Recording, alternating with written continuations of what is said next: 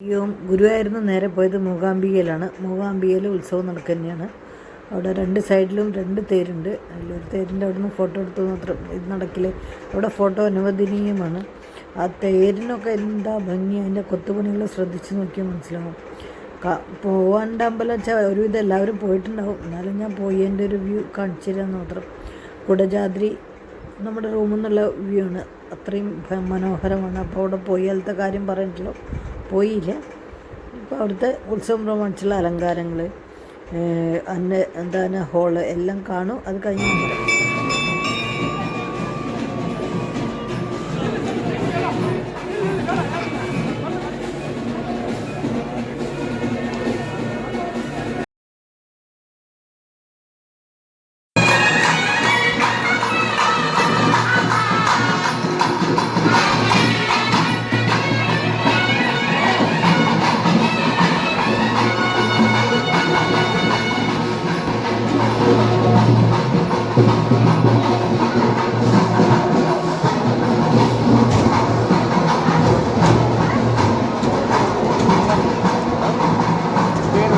കാലെടുത്ത് പോകണം.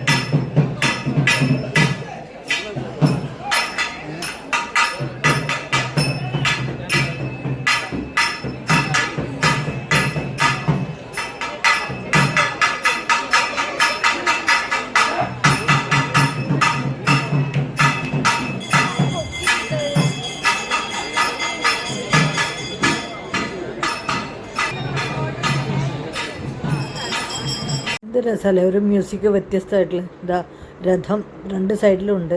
ഫോട്ടോ എടുക്കുകയൊക്കെ ചെയ്യാൻ നമ്മൾ എടുത്തിട്ടൊക്കെ ഉണ്ട്. ഇത് സൗപർണിക നദി, വെള്ളം കുറവാണ്. ഇപ്പോൾ യക്ഷഗാനയുടെ രാവിലെ തൊട്ട് രാത്രി വരെ വയ്ക്കും.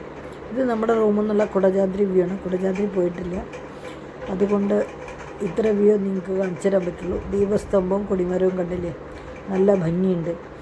നമ്മുടെ ദേവി എന്ന് പറഞ്ഞ മൂകാംബിക ദേവി എന്ന് പറഞ്ഞ സ്ത്രീ ശക്തിയുടെ എല്ലാ രൂപങ്ങളും ഉൾക്കൊണ്ട മൂകാംബിക ദേവിയെ സ്തുതിച്ചും കൊണ്ട് നമുക്ക് ഈ എപ്പിസോഡ് ഇവിടെ അവസാനിപ്പിക്കുകയാണ് ഇത്. അപ്പോൾ ഹരി ഓം. ഇനി അടുത്തതിനായിട്ട് വെയിറ്റ് ചെയ്യും, ഉടനെ വരും കേട്ടോ. ഹരി ഓം.